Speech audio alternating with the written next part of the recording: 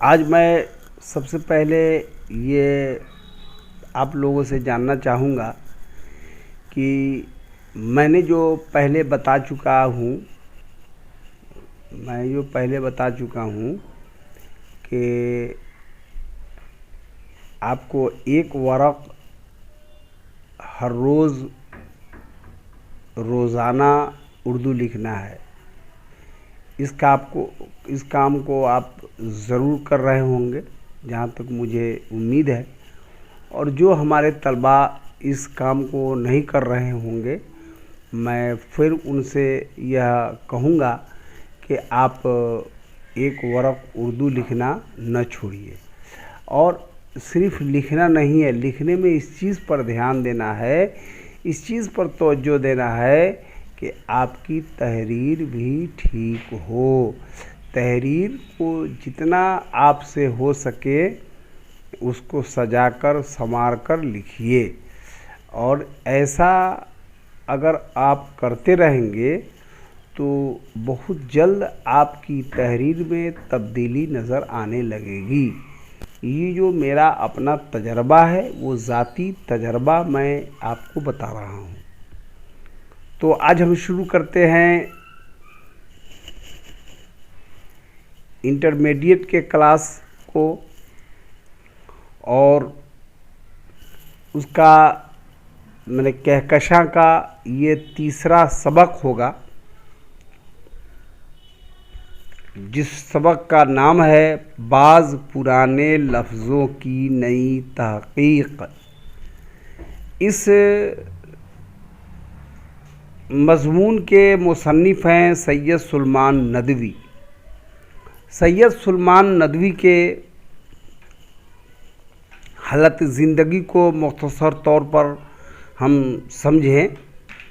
सैयद सुलेमान नदवी के वालिद हकीम सैयद अबुल हसन हैं। इनकी पैदाइश नवंबर 1884 ईस्वी में दिसना ज़िला नालंदा में, गांव का नाम है दिसना। इब्तदाई तालीम अपने इलाके के उलमा से इन्होंने हासिल किया और आला तालीम के लिए फुलवारी शरीफ पटना तशरीफ़ ले गए। फिर वहाँ के बाद आप मदरसा इमदादिया दरभंगा हाजिर हुए। फिर दरभंगा के बाद 1901 ईस्वी में दारुल उलूम नदवतुल उलमा लखनऊ में आपने तालीम हासिल की, और वहीं लखनऊ में ही शिबली नोमानी और मौलाना फ़ारूक चिड़ियाकोटी से भी आपने तहसीले इल्म किया। इस तरीक़े से आपकी तालीम हुई और आप एक कमाल के आलिम हुए और आपने अपने इल्म में कमाल हासिल किया। आपने जो पहला मज़मून लिखा है 1902 ईस्वी में पटना के रिसाला अज अल-पंज में खातूनों की तालीम के उन्वान से शाया हुआ। कब शाया हुआ? 1902 में पटना से निकलने वाला रिसाला अल-पंज में। उसके उन्वान खातूनों की तालीम, इसको आप ज़हन नशी करें। उस मज़मून का जो उन्वान है खातूनों के तालीम, 1902 में पटना के रिसाला अल-पंज में शाया हुआ। दूसरा मज़मून उनका 1902 ईस्वी में ही मखज़न लाहौर में आखिरी वक्त के उन्वान से शाया हुआ। आखिरी वक्त मखज़न रिसाला लाहौर से निकलने वाला 1902 ईस्वी में शाया हुआ। 1903 में उनके अशार, नज़में, गज़लें शाया हुईं। 1906 में रिसाला अन नदवा की इरादत भी शुरू की। फिर 1913 में मौलाना अबुल कलाम के अखबार अल हिलाल से आप वाबस्ता हो गए और आप इसके बाद मुलाजमत का दौर शुरू होता है। आपने पूना कॉलेज में मुअल्लिम की हैसियत से ज्वाइन किया। आपकी तकर्रुरी पूना कॉलेज में मुअल्लिम की हैसियत से हुई। आपके तसानीफ़ में, ये उर्दू तसानीफ़ हैं, तसानीफ़ उर्दू, नक़ूश सुलेमानी, हमारी ज़बान का नाम, मज़ामीन सुलेमान, मकालात सुलेमान, शिबली की हयात व ख़िदमात पर आपने जो किताबें लिखी हैं, हयात शिबली, शिबली के खुतबात 8 जिल्दों में, शिबली के खतूत 2 जिल्दों में, और इसके अलावा आपके दीगर तसानीफ़ भी हैं। उनमें अरब व हिंद के ताल्लुक़ात, अरबों की जहाज़ रानी, सीरत आयशा, ख़य्याम, रहमत आलम। आपका इंतकाल 23 नवंबर 1953 ईस्वी को कराची पाकिस्तान में हुआ। इस तरीक़े से आपके अगर शख्सियत पर नज़र डाली जाए तो आप एक बाकमाल शख्सियत के मालिक थे। आप के अंदर जामे इल्म था, इल्म में आप कमाल रखते थे।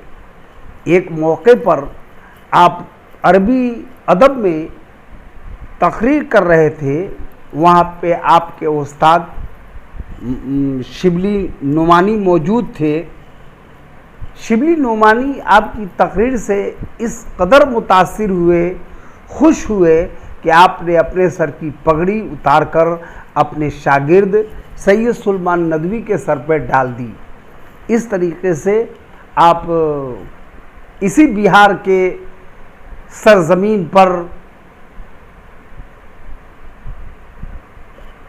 जन्म लिया और आप अपने इल्म की रोशनी से बहुत सारी जगहों को रोशन व मनव्वर किया। इस तरीके से आपके इल्मी कमालात मुसल्लम हैं। बाज़ पुराने लफ्ज़ों की नई तहक़ीक़ आपकी किताब कहकशां दूसरे हिस्से में है और इसके मुसन्निफ़ सैयद सुलेमान नदवी हैं। वह फरमा रहे हैं अपनी किताब में कि हमारे दिन रात के खानों में नाश्ता सबसे अहम चीज़ है। अरबी में नाश्ता के लिए फतूर का लफ्ज़ आया है। इसी लफ्ज़ से रोज़ा इफ्तार निकला है और जिस चीज़ से इफ्तार करें उसे अफ्तारी कहते हैं। फतूर के माने तोड़ने के हैं और इसी चीज़ को हमारे इस किताब में बताई जा रही है। तो फतूर के माने आपने जान लिया कि नाश्ता होता है। अरबी में नाश्ते को फतूर कहते हैं और लफ्ज़ फतूर के मानी तोड़ने के होते हैं। चूँकि आदमी अपने न खाए हुए हालत को तोड़ रहा है, यानी कुछ खा रहा है, और सुबह के वक्त में नाश्ते की बड़ी अहमियत होती है। रात भर इंसान जो खाया है रात को, वो रात भर में इंसान का हज़म हो गया है। सुबह को पेट खाली है और खाली पेट में खाने की ख्वाहिश ज़्यादा होती है, और इस तरीक़े से आदमी अगर सुबह में कुछ खा लेता है तो पूरे दिन के लिए उसे आसूदगी हो जाती है, और अगर दिन में कुछ न भी खाए तो उसका काम चल सकता है। लेकिन हमारे खानों में नाश्ते की बड़ी अहमियत है। है ना। तो आप समझ गए कि यही फतूर है और इसी से इफ्तार और इफ्तारी ये बने हैं। अब दूसरा लफ्ज़ बताया है निहार मुँह। तो निहार मुँह हिंदुस्तानी और फ़ारसी दोनों ज़बान में मुस्तअमल है। हिंदुस्तानी ज़बान यानी हिंदुस्तान में जो ज़बानें बोली जाती हैं और इसका ख़ास इशारा उर्दू की तरफ है। तो हिंदुस्तानी और फ़ारसी दोनों ज़बानों में मुस्तअमल लफ्ज़ है निहार मुँह। दोनों ज़बानों में इसका गहरा ताल्लुक़ है। निहार मुँह असल में लफ्ज़ निहार की सिफत है। यही लफ्ज़ उर्दू में सुबह को भूखे पेट वालों के लिए मुरव्विज है। ये लफ्ज़ हमारी ज़बान की इस्तिलाह बन गया है। निहार की असलियत ना हार है, ना नफ़ी के लिए है और हिंदी में हार के मानी ग़िज़ा के हैं। अब हालत यह है ना हार यानी नहीं खाया हुआ। अब इसी से नाहारी यानी निहारी लफ्ज़ बना जो सुबह में निहार मुँह खाई जाती है। दिल्ली और लखनऊ में एक ख़ास किस्म की ग़िज़ा को कहा जाने लगा जो बाज़ारों में पकी पकाई बहुत चटपटी मिलती है। यानी कि निहारी एक लजीज शय है, खाने में